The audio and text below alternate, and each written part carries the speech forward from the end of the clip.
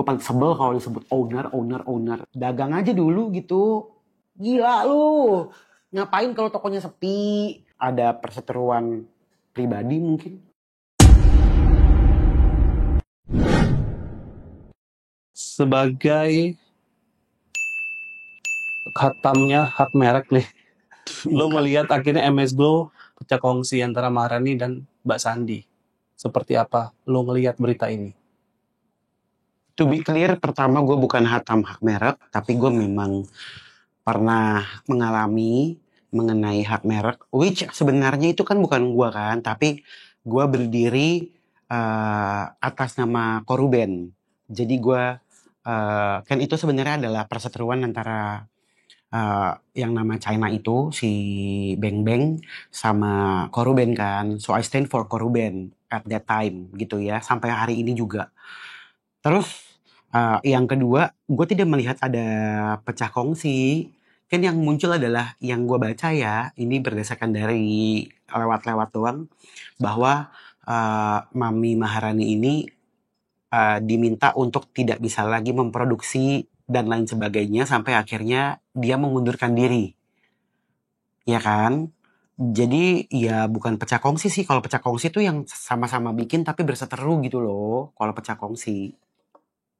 Ini tuh sama nggak sih kasusnya sama kayak Benzu? Beda lah. Bedanya apa? Ya bedanya kan kalau ini sekarang nggak ada merek yang sama.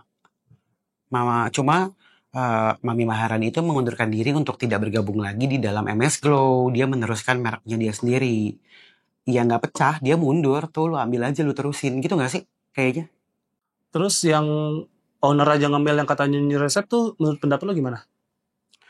Oh itu banyak seliweran juga ya. Aduh gue kayak ini deh. Apa namanya? Melihat kejadian ini kayak tiap tahun mesti ada nih. Kejadian-kejadian kayak begini nih gitu ya. Gue lihat ada yang katanya nyuri resep basreng gitu. Gue pengen cari tahu sejarah deh. Basreng tuh dari tahun berapa sih adanya? Penemunya siapa gitu maksud gue. Sampai dikatakan nyuri resep ini gue tidak melihat satu pihak manapun ya. Tapi kan gini deh. Gini. To be clear, coba kita tanya aja sama orang yang bisa menguji dua produk tersebut. Apakah ingredientsnya sama? Coba uji lab. Baru bisa dikatakan sama persis. Kalau enggak, anjailah kata gue. 1001 cuy orang jualan basreng di dunia ini. Bumbu penyedap. Ya kan ada berapa banyak sih di Indonesia. Gitu loh. Cuma memang yang harus diminta adalah klarifikasi dari kedua belah pihak pastinya. Dan gue ngelihat mungkin ya karena memang ada perseteruan pribadi mungkin antara owner dan owner. Owner nggak tuh? Gue paling sebel kalau disebut owner. Gue yang sebel gitu. Owner of Cilok gitu. Anjay lah Cilok owner sia lu. Ini yang maksudnya kan Indonesia tuh banyak banget ya perseteruan produk ini ya. Dengan ramenya kan termasuk Bensu juga. Yang salah sebenarnya tuh bukan yang salah, kita nyebutnya apa ya? Apakah ketegasan instansinya itu nggak tegas ya? Perseteruan merek atau perseteruan produk? Perseteruan merek. Perseteruan merek ya sih. Sejujurnya kalau misalkan gue bisa sampaikan, di Indonesia itu kan first to file ya. Siapa yang pertama kali mendaftarkan? Kalau di luar Indonesia itu kan first to use. Siapa yang pertama kali menggunakan dengan proven evidence. Gitu sebenarnya. Ya ada kurang lebihnya.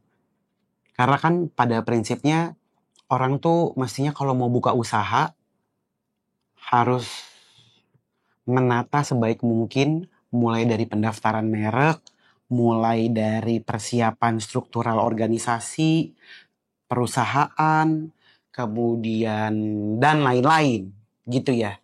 Lah kalau kita nih anak zaman sekarang, gua nih milenial gitu sama bapak gua gitu.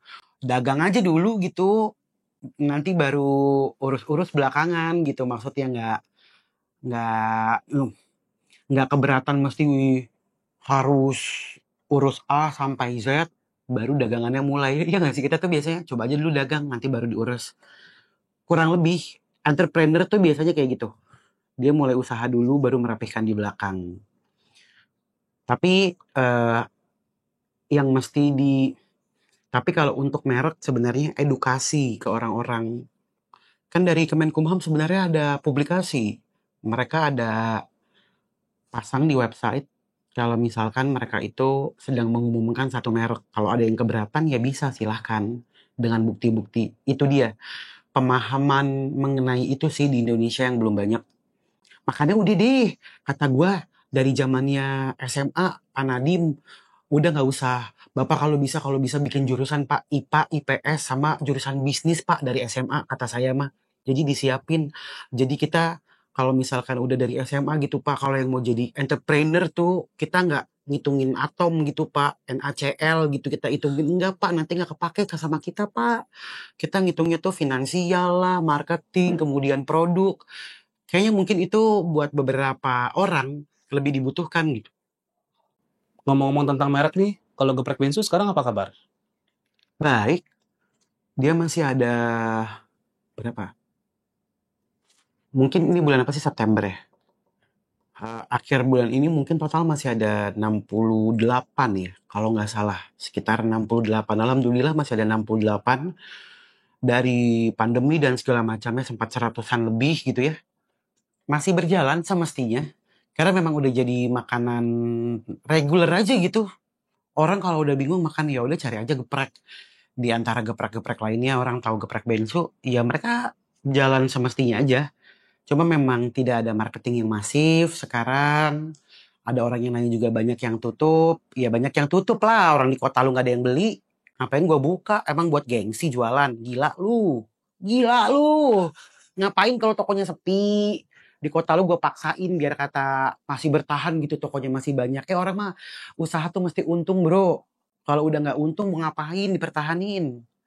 Udahlah suruh pada tutup. Jadi memang masih ada di 68 kota. Di beberapa kota besar pun gak banyak, mungkin hanya 1-2 yang masih profitable. Sisanya ente, memang ente sama masyarakat ente pada kagak doyan jajan atau pada nggak beli geprek, pada beli yang lain kali.